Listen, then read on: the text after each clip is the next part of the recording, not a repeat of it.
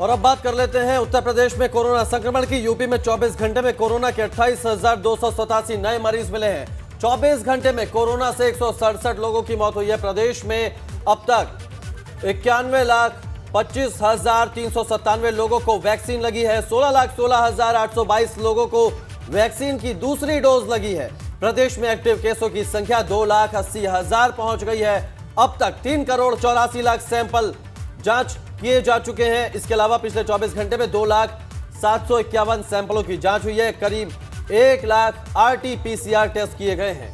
तो कोरोना का ये अपडेट उत्तर प्रदेश का 28,000 से ज्यादा मामले पिछले 24 घंटे में सामने आए। 167 लोगों की जान गई।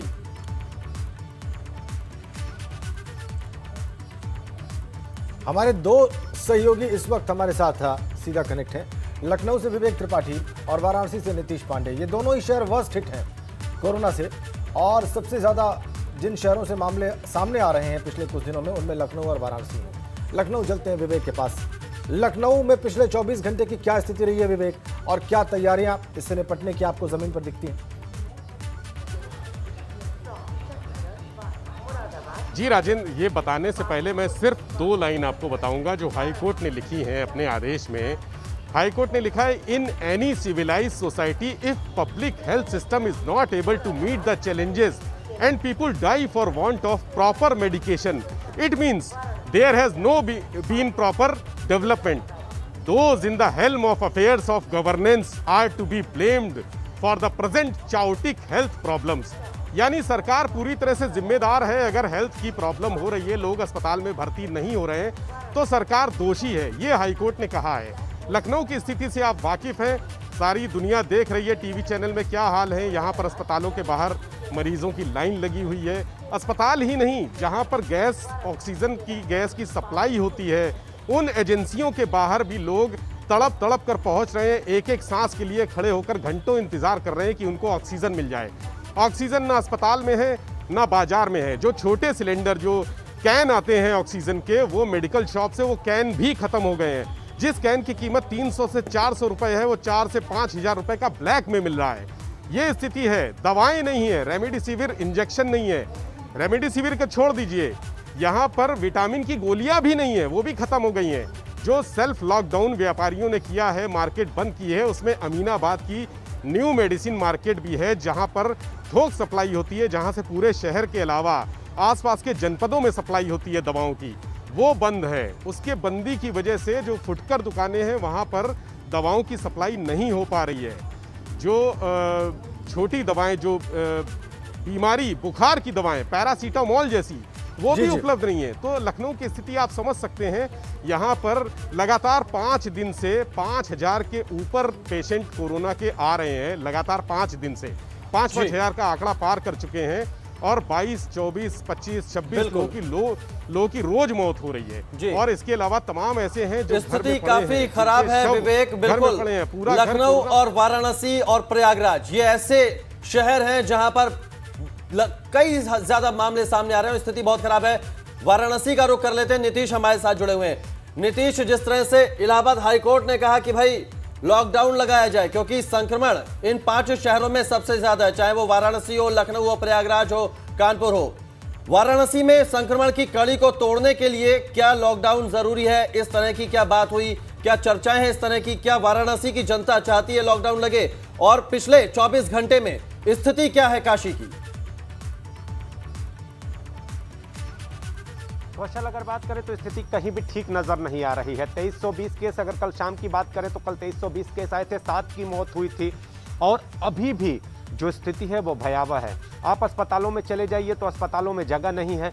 स्थिति यह है कि सरकारी हो या निजी अस्पताल, सब लूट में लगे हुए हैं। आपको वहां एडमिट करने के लिए जद्दोजहद करनी पड़ेगी। सरकारी अस्पतालों में ऊपर से फ़ोन कराइए, निजी अस्पतालों में ऊपर से फ़ोन कराइए। अगर फ़ोन न लग पा रहा है तो आप वहीं पे तड़प कर मर जाएंगे, या तो फिर रोते हुए वापस चले आएंगे, लेकिन आप एडमिट नहीं हो पाएंगे।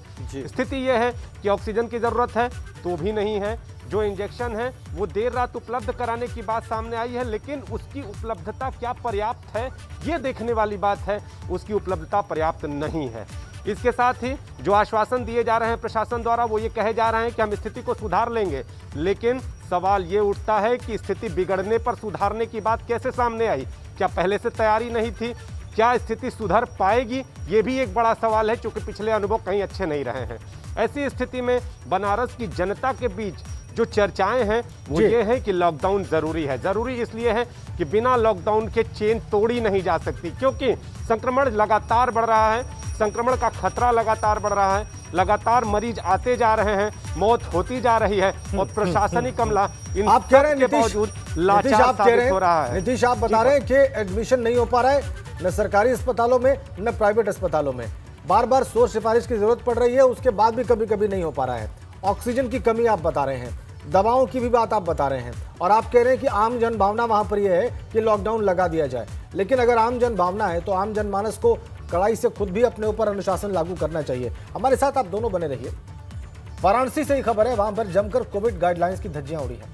शमशान नाथ मंदिर में नगर वधुओं ने जमकर डांस किया है और सोशल डिस्टेंसिंग की धज्जियां उड़ाते दिखाई दिए हैं लोग। काशी में लगातार कोरोना बेकाबू हो रहा है और पिछले 24 घंटे में, अभी जैसा नीतीश बता रहे थे, 2668 नए मामले सामने आए हैं और 10 लोगों की जान गई है पिछले 24 घंटे में। और इसी बीच में, इस हाहाकारी माहौल में नगर वधुओं ने यह नृत्य किया शमशान घाट में। नीतीश हमारे साथ बने हुए हैं। नीतीश, ये नृत्य और ये आयोजन क्या प्रशासन की निगाह में नहीं था ये सब कुछ? राजन जी, आपको बता दें कि ये परंपरा है, ये सैकड़ों वर्षों पुरानी परंपरा है जिसे निभा दिया गया, लेकिन इसमें कहीं ना कहीं गड़बड़ी सामने आई है। गड़बड़ी ये सामने आई है कि जिस तरह से आम जनता प्रशासनिक अमले पर सवाल उठाती नजर आ रही है, ऐसे में आप अगर मौका मिल रहा है तो आयोजन भी कर ले रहे हैं और कहीं ना कहीं वो आयोजन जो है वो कोरोना के खतरे को बढ़ाते हुए नजर आ रहे हैं। तो आम जनता को भी चेतना होगा, ऐसे लोगों को चेतना होगा जो इस तरह की चीज़ें कर रहे हैं, कोरोना की गाइडलाइन की धज्जियां उड़ा रहे हैं, कोरोना का जो नियम है उसे तोड़ रहे हैं और प्रशासन को दोष दे रहे हैं। आपको बता दें कि अभी भी शहर में कई लोग ऐसे हैं जो मास्क तो लगा रहे हैं, लेकिन मास्क नाक के नीचे लगा रहे हैं, यानी उनका लगाना और ना लगाना बराबर है। कई लोग तो ऐसे हैं कि जो सोशल डिस्टेंसिंग का पालन भी नहीं कर पा रहे। कल जिस तरह से हाईकोर्ट के आदेश के बाद शराब की दुकानों पर और आम जो किराना की दुकानें हैं वहां जिस तरह से भीड़ उमड़ी, राजेंद्र जी, स्थिति इतनी भयावह लग रही थी कि ऐसा लग रहा था कि शायद जो सोशल डिस्टेंसिंग है वो पूरी तरह से प्रभावित हो जाए। जी। लोग झोला ले लेकर अपने सामान को खरीदने के लिए पहुंच गए थे। ऐसी स्थिति में ये भी देखना होगा कि अगर लॉकडाउन जैसे निर्णय होते भी हैं तो इसे कैसे लागू किया जाए कि स्थिति भयावह ना हो, लोग भागे न दुकानों की तरफ। ये सारी स्थितियां देखनी होंगी, इन सारे नियमों को भी देखना होगा। जी राजेंद्र जी।